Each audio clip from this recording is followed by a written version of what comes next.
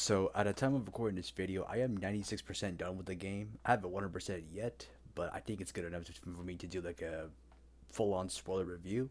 So let's go ahead and get started. So Spider-Man 2 is set months after the events of Miles Morales and a year after the events of the first game. Uh, Overall, it's very impressive, a major step up.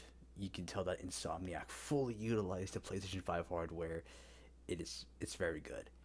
And honestly, I think with what I'm about to say right now will just tell you why that this game has the potential to be Game of the Year.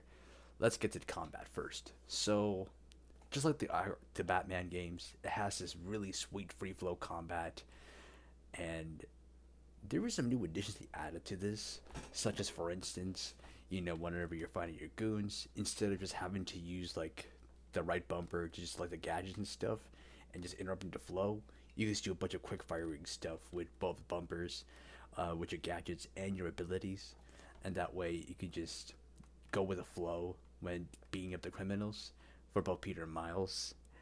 And then, when you get to the symbiote, there's like a little bar that fills up in the top right corner. You fill it up as you keep fighting, and then you press both sticks and you just go into this God of War style rampage. It's pretty badass. Um, and then, the stealth was also really cool. Uh, you could just create these weird web lines and stuff, just like web onto the walls. Just like walk on the wires and do a bunch of like perch takedowns. You can even perform double takedowns like the Arkhamverse games now. If you wait at the right time, it'll give you like a little highlight to let you know that you can like double take down the inmates, and you just get the job done. And Traversal was also very therapeutic as well. You can do the web wings. It's a lot faster since the PS5 has the SSD in it. You could just the fast travels more faster. Um, and the world's like 10 times a lot more bigger than the previous games. So like with the web wings, you could just travel around a lot faster, which makes it a lot more fun.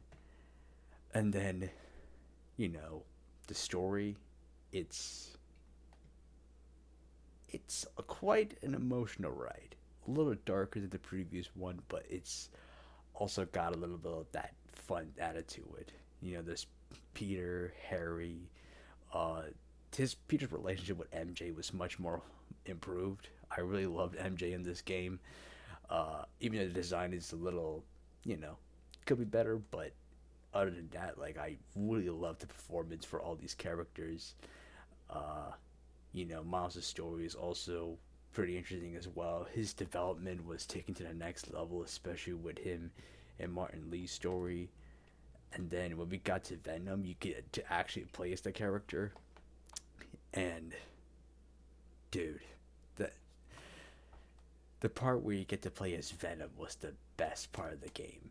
Like I just wish we get to have more of that in Spider-Man 2.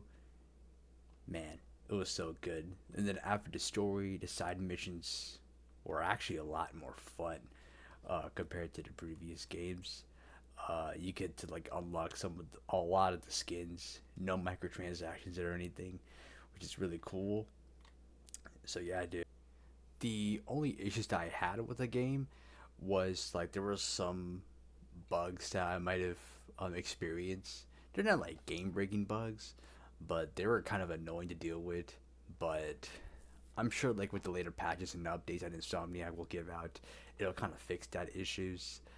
Um, and honestly, like after when you finish the story, you do the side missions. Just like it's a little shorter than I thought. Uh, but I was able to complete it. They were a lot of fun. Um, I'm kind of hoping that this could be more content coming soon for this game, but either way, the game is pretty good. It's really good. I haven't been really enthusiastic about a superhero game ever since Arkham Knight. Of course, the first two games were great, but it's just something about this game. It was hitting all the right notes for me. Um, and once again, in terms of its story, I forgot to expand on that part. It was I did like I said, it was an emotional ride. Peter and Harry's relationship, it was. little wholesome from the very start. But then when things started taking a few turns, especially with the symbiote arc and how Peter and Harry kind of like drifted apart a bit, it really hit me pretty hard. And then, you know, when Harry became Venom in the game, um, wow, Tony Todd's performance was chilling, and not to mention, there's like other symbiote characters that made it to the game. When Peter, you get to wear the anti-venom suit, MJ becoming Scream for a little bit and you had to fight her. Man, so many other characters that you didn't expect to make their appearances. But wow, overall, this game is just so good. It is so good. Um, yeah, that's really all I can say about it.